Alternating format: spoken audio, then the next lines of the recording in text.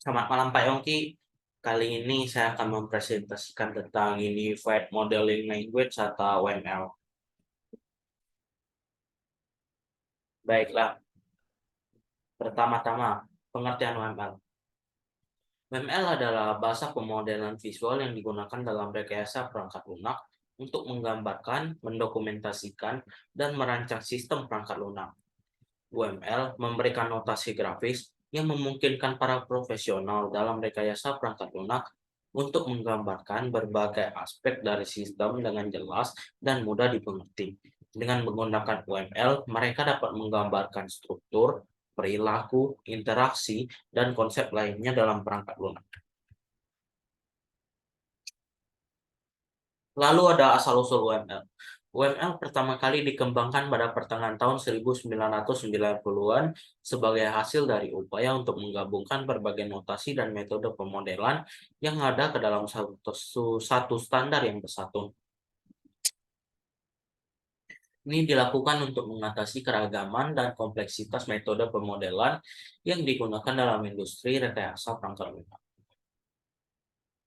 Sejak awal perkembangannya, ML telah menjadi alat yang penting dalam rekayasa perangkat lunak dan digunakan di seluruh dunia untuk merancang pengembangan dan mengelola perangkat lunak dengan lebih efisien. Merancang, mengembangkan, dan mengelola perangkat lunak. Lalu ada tujuan UML. Tujuan UML sendiri adalah dapat memberikan bahasa pemodelan visual kepada pengguna dari berbagai macam pemrograman maupun proses rekayasa, dapat menyatukan praktek-praktek terbaik yang ada dalam pemodelan, dapat memberikan model yang siap untuk digunakan, merupakan bahasa pemodelan visual yang ekspresif untuk mengembangkan sistem dan untuk saling menukar model secara mudah. Dapat berguna sebagai blueprint, sebab sangat lengkap dan detail dalam perancangan yang nantinya akan diketahui informasi yang detail mengenai coding suatu program. Dapat memodelkan sistem yang berkonsep berorientasi objek, jadi tidak hanya digunakan untuk memodelkan perangkat lunak atau software saja. Dapat menciptakan suatu bahasa permodelan yang nantinya dapat digunakan oleh manusia maupun oleh mesin. Selanjutnya adalah jenis-jenis UML. Yang pertama adalah diagram kasus pengguna atau use case diagram. Diagram ini menggambarkan fungsionalitas sistem dari sudut pandang pengguna atau aktor eksternal, menunjukkan kasus pengguna, use case, dan bagaimana mereka berinteraksi dengan sistem. Lalu yang kedua ada diagram aktivitas atau activity diagram.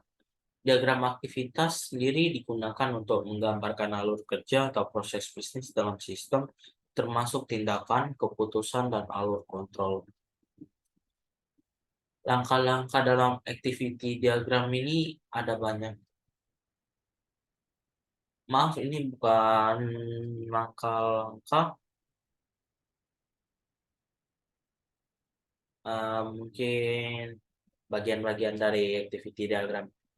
Aktivitas awal atau initial activity. Langkah pertama dalam alur proses biasanya dimulai dengan aktivitas awal. Ini ditandai dengan simbol berbentuk bulatan kecil dan berisi label awal atau start. Lalu activity. Activity adalah aktivitas atau pekerjaan yang dilakukan dalam aliran kerja. Berikutnya adalah keputusan atau decision. Keputusan digunakan untuk mencabangkan alur proses berdasarkan kondisi tertentu. Lalu ada gabungan atau merge. Gabungan digunakan untuk mengindikasikan titik di mana alur proses yang berbeda bergabung kembali setelah mencapai titik percabangan. Dan yang terakhir adalah aktivitas akhir atau final activity. Aktivitas akhir sendiri menandakan akhir dari alur proses. Ini ditandai dengan simbol berbentuk bulatan kecil yang biasanya berlebar akhir atau selesai. Berikutnya ada diagram sekuensial atau sequence diagram. Sequence diagram merupakan salah satu diagram pada UML yang menjelaskan interaksi objek yang berdasarkan urutan waktu. Sequence diagram juga dapat menggambarkan urutan atau tahapan yang harus dilakukan untuk dapat menghasilkan sesuatu seperti pada use case diagram. Lalu ada diagram class atau class diagram. Diagram kelas atau class diagram digunakan untuk menggambarkan struktur kelas, atribut, dan hubungan antar kelas. Dan dalam sistem, diagram kelas adalah salah satu diagram UML yang paling sering digunakan. Berikutnya adalah diagram keadaan atau state machine diagram. State machine diagram merupakan salah satu jenis diagram pada UML yang mengembangkan transisi maupun perubahan keadaan suatu objek pada sistem. Lalu berikutnya adalah communication diagram atau diagram komunikasi. Communication diagram merupakan salah satu jenis diagram pada UML yang dapat menggambarkan tahapan terjadinya suatu aktivitas, dan diagram ini juga menggambarkan interaksi antara objek yang ada pada sistem. Hampir sama seperti sequence diagram, akan tetapi communication diagram lebih menekankan kepada peranan masing-masing objek pada sistem. Selanjutnya adalah deployment diagram. Deployment diagram merupakan salah satu diagram pada UML yang menunjukkan tata letak suatu sistem secara fisik. Dapat juga dikatakan untuk menampilkan bagian-bagian software yang terdapat pada hardware dan digunakan untuk menerapkan suatu sistem dan hubungan antara komponen hardware. Bagian-bagian dari deployment diagram ada 4. Yang pertama adalah node. Node adalah representasi fisik dari perangkat keras seperti server, komputer pribadi, router, atau perangkat jaringan lainnya. Lalu package. Package adalah sebuah bungkusan dari satu atau lebih node. Lalu ada dependency. Dependency adalah kebergantungan antara node, arah panah mengarah pada node yang dipakai. Dan yang terakhir adalah link. Link merupakan relasi antar node. Berikutnya ada komponen diagram atau diagram komponen. Komponen diagram merupakan salah satu jenis diagram pada UML yang menggambarkan software pada suatu sistem. Komponen diagram merupakan penerapan software dari satu ataupun lebih kelas, dan biasanya berupa file data atau XA, source code, tabel, dokumen, dan sebagainya. Berikutnya ada diagram objek atau objek diagram. Objek diagram sendiri digunakan untuk menggambarkan contoh-contoh objek dalam sistem pada titik waktu tertentu, menunjukkan hubungan antar objek. Lalu ada komposit struktur diagram.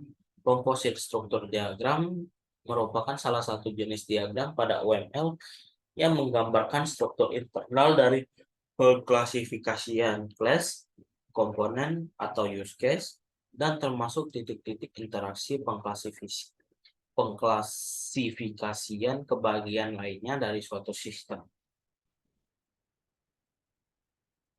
Lalu ada interaction overview diagram.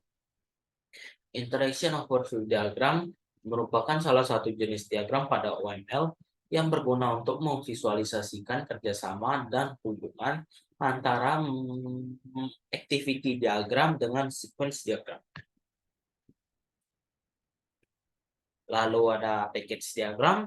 Package diagram merupakan salah satu jenis diagram pada UML yang digunakan untuk mengkelompokkan jenis, mengkelompokkan kelas, dan juga menunjukkan bagaimana elemen model akan disusun, serta menggambarkan ketergantungan antara paket-paket.